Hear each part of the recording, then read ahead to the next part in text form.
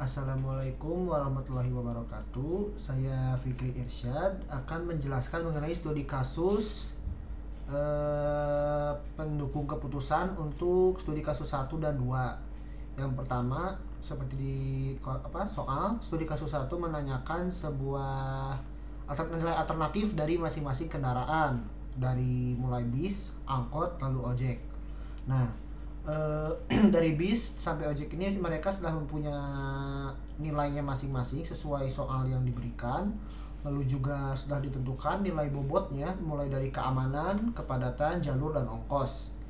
Jika kita menggunakan metode weight product, maka kita akan menggunakan cara di mana nilai dari tiap kriteria ini akan dipangkatkan. Seperti contoh pada pendukung keputusan pembelian HP yang dituliskan di materi sebelumnya. Nah, di sini kita hanya perlu memangkatkan nilai-nilai kriteria yang sudah ada tadi dengan nilai bobot yang ada di sini. Nah, kalau kita menggunakan Excel, jadi saya pribadi karena menggunakan Excel hanya tinggal menggunakan rumus Excelnya, tidak perlu di Cotret. Jadi dari masing-masing ini sudah ada rumusnya, di mana B3 dipangkatkan dengan kolom C12 contohnya. Lalu berikutnya dengan untuk kriteria kepadatan, lalu dipangkatkan dengan bobot jalur dan ongkos gitu kan. Setelah nanti semua dipangkatkan ini, sebelumnya dipangkatkan itu untuk namanya menemukan nilai vektor dari masing-masing kendaraan. Kalau nilai vektor ini sudah ditemukan, tinggal dirumuskan dengan cara menjumlahkan, maksud saya jadi jumlahkan dulu ini si nilai nilai kriterianya. Ketika sudah dijumlahkan maka akan ditemukan nilai vektornya. Nah, setelah itu kita harus mencari nilai preferensi untuk menentukan peringkatnya.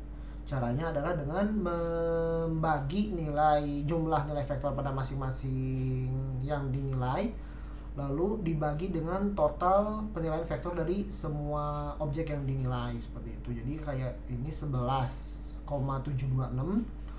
dibagi dengan total dari ini nilai vektornya. Nah, tuh F8, di mana F8 adalah nilai vektor dari bis dibagi dengan sum F8 hingga F10 atau total dari total dari seluruh nilai vektor tersebut. Jika sudah, maka akan terlihat nilai preferensinya sehingga dapat ditentukan nilai preferensinya.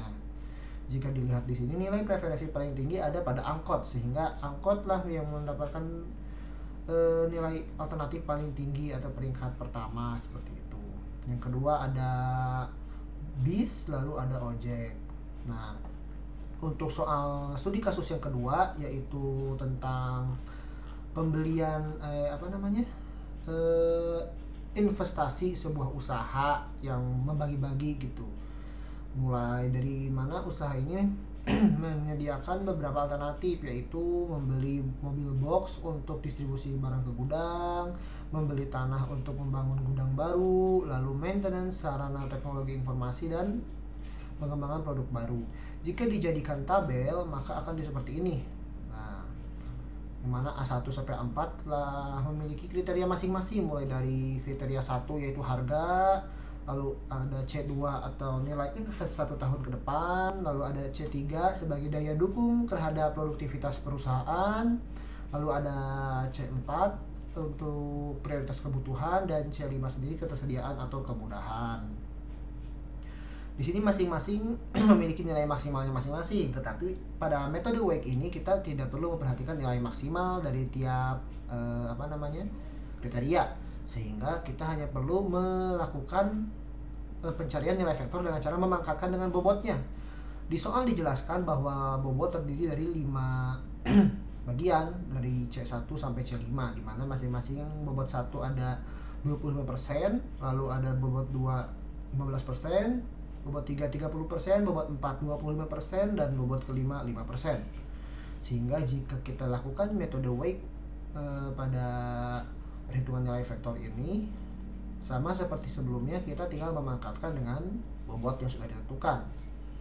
Nah, seperti yang di sini ada pada misalnya A1 dengan kriteria 1 yang mana dia 150 juta kriteria satunya dipangkatkan dengan bobotnya sendiri yaitu di angka 0,25 yang telah dinormalisasi dari persen. Jadi asalnya persen dinormalisasikan jadi nilai desimal. Nah, begitupun semuanya sama. Jika ini semua telah dipangkatkan, maka dijumlahkanlah untuk menentukan nilai vektornya. Nah, kalau sudah ditemukan masing-masing nilai vektornya, kita harus mencari nilai preferensinya lagi, di mana nilai preferensinya didapatkan bila kita membagi nilai jumlah masing-masing nilai vektor dengan jumlah dari keseluruhan nilai vektor.